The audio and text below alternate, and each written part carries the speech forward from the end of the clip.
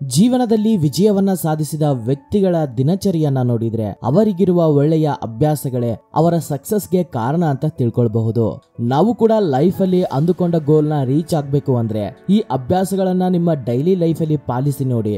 ನೀವು ಕೂಡ ತಪ್ಪದೇ ಸಕ್ಸಸ್ ಜೊತೆಗೆ ಆನಂದವನ್ನು ಕೂಡ ನಿಮ್ಮ ಜೊತೆಗೆ ಇರುತ್ತೆ. ನಂಬರ್ 1, ಗುರಿ. ಚಿಕ್ಕದೋ ದೊಡ್ಡದೋ ನಿಮಗಂತ ಒಂದು ಗುರಿನ ಇಟ್ಕೊಳ್ಳಿ. ಓದೋದು, ಉದ್ಯೋಗ, ವ್ಯಾಪಾರ, ಆಧ್ಯಾತ್ಮಿಕತೆ ಯಾವುದಾದ್ರೂ ಸರಿ, ನಿಮ್ಮ ಗುರಿಗೋಸ್ಕರ ಕೆಲಸವನ್ನ ಮಾಡಿ. 100% ಆ ಗುರಿಯ ಮೇಲೆ ದೃಷ್ಟಿ ಇಟ್ಟು ಕೆಲಸ ಮಾಡಿ. ಸ್ವಾಮಿ ವಿವೇಕಾನಂದರು ಹೇಳಿದ ಹಾಗೇನೆ ಒಂದು ಗುರಿಯನ್ನ ಇಟ್ಕೊಂಡ ಮೇಲೆ ಅದನ್ನೇ ಕನಸು ಕಾಣಿ, ಅದನ್ನೇ ಧ್ಯಾನಿಸಿ, ಅದನ್ನೇ ಶ್ವಾಸಿಸಿ. ಅದೇ ವಿಜಯದ ರಹಸ್ಯ. ಸಮಯವನ್ನು ಮಾತ್ರ ಏನು ಮಾಡದೆ ಹಾಗೆ ಹಾಳು ಮಾಡಬೇಡಿ. ನಮ್ಮ ಸಕ್ಸಸ್ ಅಲ್ಲಿ ಟೈಮ್ ಅನ್ನೋದು ಮೇನ್ ಕೀ ರೋಲ್ ನ ಪ್ಲೇ ಮಾಡುತ್ತೆ. ಸ್ನೇಹಿತರೆ, ಸಮಯವನ್ನ ಮಾತ್ರ ಯಾವತ್ತೂ ವೇಸ್ಟ್ ಮಾಡಬೇಡಿ. ಭಗವಾನ್ ಬುದ್ಧರು ಹೇಳಿದ ಹಾಗೇನೆ ಟೈಮ್ ನ ವೇಸ್ಟ್ ಮಾಡೋದಂದ್ರೆ ನಿನ್ನನ್ನ ನೀನೇ ನಾಶ ಮಾಡಿಕೊಂಡ ಹಾಗೆ ಅಂತ. ನಂಬರ್ 2, ಕ್ರಮಶಿಕ್ಷಣ. ವ್ಯಕ್ತಿಗತ ಕ್ರಮಶಿಕ್ಷಣ ಇಲ್ಲದ ವ್ಯಕ್ತಿಗೆ ನಿಯಂತ್ರಣೀಯ ಶಕ್ತಿ ಅನ್ನೋದು ಇರೋದಿಲ್ಲ. ನಮ್ಮಲ್ಲಿರುವ ಲೋಪಗಳನ್ನ ಸರಿ ಮಾಡಿಕೊಳ್ತಾ ಒಳ್ಳೆಯ ನಡವಳಿಕೆಯನ್ನ ಅಭ್ಯಾಸ ಮಾಡಿಕೊಳ್ಬೇಕು. ಒಳ್ಳೆಯ ವ್ಯಕ್ತಿತ್ವ ನಮ್ಮನ್ನ ವಿಜಯದ ಹತ್ತಿರಕ್ಕೆ ನಡೆಸೋದಕ್ಕೆ ಮುಖ್ಯವಾದ ಪಾತ್ರವನ್ನ ವಹಿಸ್ತವೆ. Number 3, reading books. ಶರೀರಕ್ಕೆ ವ್ಯಾಯಾಮ ಎಷ್ಟು ಮುಖ್ಯನೋ ನಮ್ಮ ಮನಸ್ಸಿಗೆ ಓದೋದು ಕೂಡ ಅಷ್ಟೇ ಮುಖ್ಯ.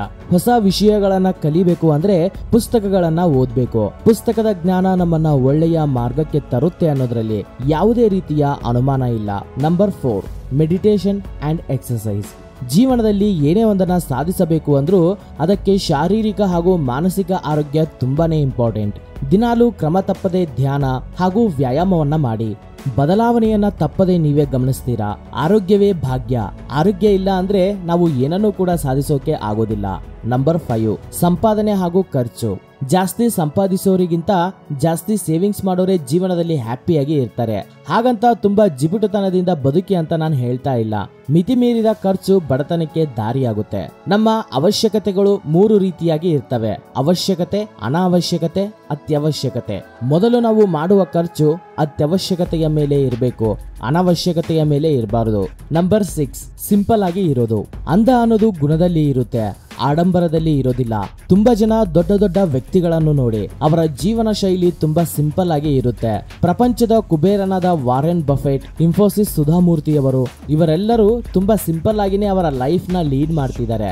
ನಂಬರ್ 7, ಕೊಡೋದನ್ನ ಕಲ್ತ್ಕೊಳ್ಳಿ. ನಿಮ್ಗೆ ಇರೋದ್ರಲ್ಲೇ ಇನ್ನೊಬ್ರಿಗೆ ಹೆಲ್ಪ್ ಮಾಡಿ.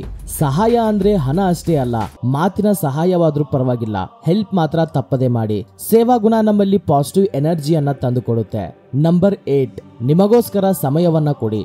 ಜೀವನ ಪೂರ್ತಿ ಕೆಲಸ, ಮನೆ, ಸಂಸಾರ, ಗಂಡ, ಹೆಂಡತಿ, ಮಕ್ಕಳು, ಜವಾಬ್ದಾರಿ ಅಂತ ಅಲ್ಲೋಲ ಕಲ್ಲೋಲ ಆಗಿರ್ತೀರಾ. ಪ್ರತಿದಿನ ಅಷ್ಟೋ ಇಷ್ಟೋ ಸ್ವಲ್ಪ ಸಮಯವನ್ನಾದ್ರೂ ನಿಮಗೋಸ್ಕರ ನೀವು ಸಮಯವನ್ನ ಕೊಟ್ಕೊಳ್ಳಿ. ಆ ಸಮಯದಲ್ಲಿ ನಿಮ್ಮ ಮನಸ್ಸಿಗೆ ಇಷ್ಟವಾದ ಕೆಲಸವನ್ನೇ ಮಾಡಿ. ಆವಾಗ ನಿಮ್ಮ ಮನಸ್ಸಿಗೆ ಪ್ರಶಾಂತತೆ ಅನ್ನೋದು ಸಿಗುತ್ತೆ. ಈ ಎಲ್ಲಾ ಅಭ್ಯಾಸಗಳನ್ನ ಇವತ್ತಿನಿಂದಾನೇ ಶುರು ಮಾಡಿ. ನೀವೆಲ್ಲರೂ ನಿಮ್ಮ ಜೀವನದಲ್ಲಿ ಸಕ್ಸಸ್ ನ ಸಾಧಿಸಿ ಅಂತ ಹೇಳ್ತಾ ಇವತ್ತಿನ ಈ ವಿಡಿಯೋವನ್ನ ಮುಗಿಸ್ತಾ ಇದ್ದೀನಿ. ಮತ್ತೊಂದಿನ ಮತ್ತೊಂದು ಹೊಸ ಟಾಪಿಕ್ ಜೊತೆ ನಿಮ್ಮ ಮುಂದೆ ಇರ್ತೀನಿ. ನಿಮ್ಮ ಸಹೋದರ.